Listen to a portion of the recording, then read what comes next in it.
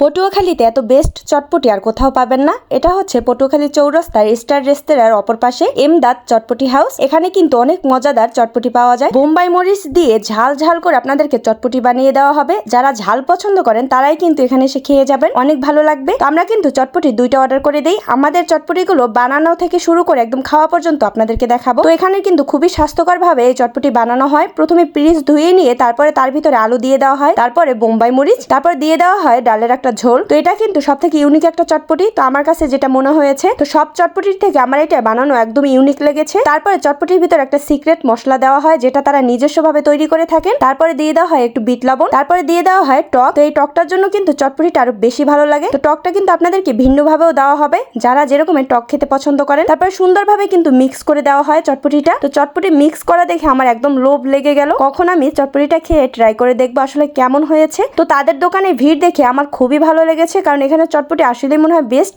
এজন্য কিন্তু হাজার হাজার মানুষ এখানে এসে চটপটি খেয়ে যায়। তারপরে চটপটির ভিতরে দিয়ে দেওয়া হয় মচমচে ফুচকা। তো এটাও কিন্তু তারা নিজস্ব ভাবে ঘরে তৈরি করে থাকে। তো এখানে কিন্তু খুবই স্বাস্থ্যকর ভাবে তৈরি করা হয়, কারণ সবকিছু কিন্তু ঘরে তৈরি। তারপরে প্রতি প্লেটে কিন্তু ডিম এইভাবে কুচি করে দেওয়া হয়। তো ডিমের এই যে কুচি করে দেওয়াটা আমার কাছে খুবই ভালো লেগেছে, কারণ পর্যাপ্ত পরিমাণে ডিম এখানে দেওয়া হয়। তো অন্য কোনো চটপটিতে এত এত ডিম আমি দিতে দেখিনি। তারপরে কিন্তু ধনিয়া পাতা উপর থেকে দেওয়া হয়। তো সবকিছু মিলিয়ে একটা বেস্ট কম্বিনেশন। তারপর চটপটি একদম রেডি, সবার কাছে কিন্তু সার্ভ করছে। তো এই ছোট্ট ভাইয়াটা কিন্তু এই চটপটিটা বানিয়ে থাকে। তো লেখাপড়ার পাশাপাশি এই ব্যবসাটা সে সামলাচ্ছে। তো আমার কাছে খুবই ভালো লেগেছে। আর চটপটির কালারটা দেখেন কত সুন্দর লাগতেছে। তো আমি কিন্তু সবগুলো মিক্স করে তারপরে মুখে দিয়ে দেব। এর টেস্ট আপনারা না খেলে বুঝতেই পারবেন না। পাশাপাশি কিন্তু আপনাদেরকে বোম্বাই মরিচ দেওয়া হবে এবং টক, যার যেটা প্রয়োজন সেটা নিয়ে খেতে পারবে। যে বেশি ঝাল খাবে সে কিন্তু বোম্বাই মরিচ নিয়ে এক্সট্রা করে খেতে পারবে, এবং যার টক লাগবে সেও খেতে পারবে। তো তারপরে কিন্তু আমি ভাইয়াদের কাছ থেকে রিভিউ নিলাম আসলে কেমন হয়েছে। সবাই বলতেছে খুবই ভালো লেগেছে। তারপরে আমি মুখে দিয়ে দিলাম। আসলে টেস্ট কি বলবো ভাই, আপনি চটপটিটা খেলে অবশ্যই বুঝতে পারবেন যেটা টেস্ট আসলে ভোলার মতো না। আমি কিন্তু কখনো কোনো ফুড রিভিউতে মিথ্যা রিভিউ আপনাদেরকে দেই না। তো তারপরে আমি একটু বেশি করে টক নিয়ে নিচ্ছি, কারণ টকটা আমার কাছে একটু কম লেগেছিল। আমি আবার প্রচুর পরিমাণে টক পছন্দ করি। তারপরে একটু টক নিয়ে মুখে দিলাম, এখন দেখতেছি আরো বেশি ভালো লাগতেছে। তো সবাই কিন্তু এখানে এসে খেয়ে ট্রাই করে দেখবেন। আবারও লোকেশন বলে দিচ্ছি, পটুয়াখালী চৌরাস্তার